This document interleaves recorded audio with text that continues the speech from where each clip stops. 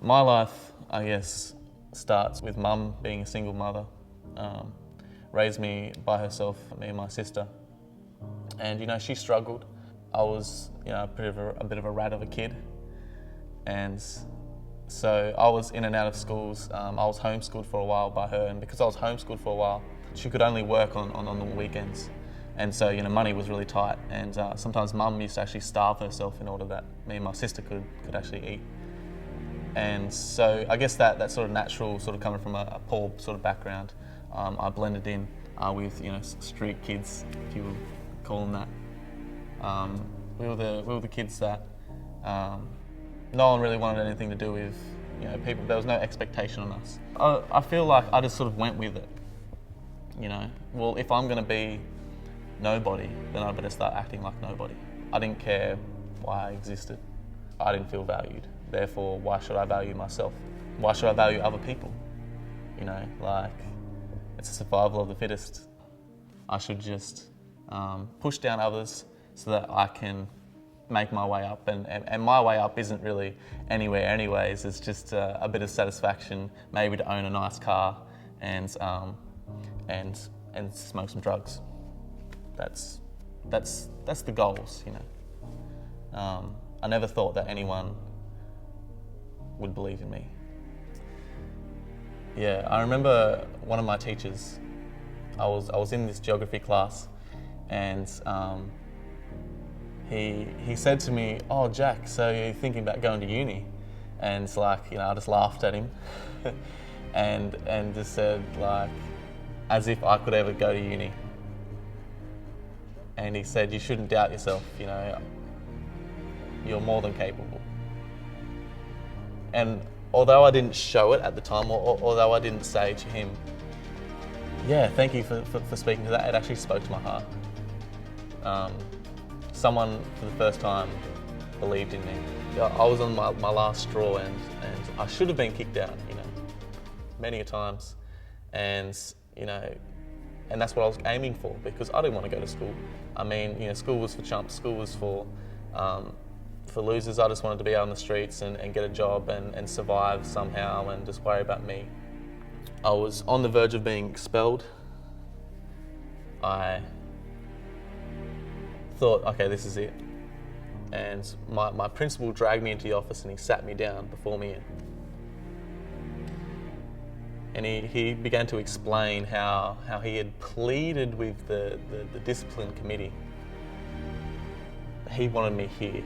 And when I heard that, I thought to myself, why? Why would you want me here? I'm only causing you trouble. I'm nothing but trouble. And he said, "Jack, do you know what grace is?"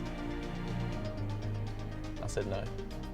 And he looked back into my eyes and he says, "It's something you don't deserve, but I'm going to give it to you anyways." And for a moment, I still didn't know what that meant. But then it hit me. It was the fact that I was valued, that he cared for me, and that even though I had stuffed up, I had done all this wrong, I had no goals, I had no hope, someone believed in me and knew that I could change, and knew that God valued me. But as I began to look at the people around me and to see the change in their lives, I saw friends of mine who were rough like me, partying, drinking, smoking, all that, girls, come to God, and their whole life just changed. And I said, I want what they have. And I remember sitting in the chapel, listening to a friend of mine who had just come back from this trip, and he was explaining how God was real. And because I had respect for this guy, I took him at his word, and it was that night that I was laying in my bed and I thought to myself, maybe God is real. Maybe there is hope for a future. Maybe I am valued. Maybe I am cared for. And it was at that moment when I was laying in my bed questioning all these things. And I decided, why not give it a go? And that's when God revealed himself. And it was as if, like that feeling of a waterfall, but not just hitting you, but rushing through your entire body. And it was a comforting feeling. It was almost like God was speaking to me, saying, yes, I am real. It's funny because I used to say Christians, are Fruit Loops. They're lunatics. And now you couldn't pay me $1 million to go back to shunning Christ. But now I'm at university and I'm studying my 3rd year, and I look back at my life and I just think, how did I get here? I was a kid who I struggled in school. I still do struggle. I'm dyslexic. I can't read and write properly, yet I'm getting HDs at university. That does not make sense. It's God. I'm not a soft Christian boy, but God has made me a man.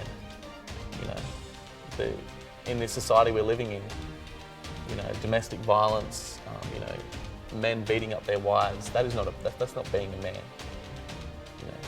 God teaches me to respect the women in my life. God teaches me to respect my family and my friends, and he teaches me what a man looks like. He shows me that I can have goals, I can have dreams, and they are capable in him. It's still not easy. I still struggle, I still fall, I still go through tough times. But the difference is now I've got a God who carries me through it. The difference is now I no longer see my life as hopeless, but I know that there's hope for the future. I know that even though I could be struggling now, my God will get me through it. God doesn't just change who you are, but he changes how you see others. He changes everything.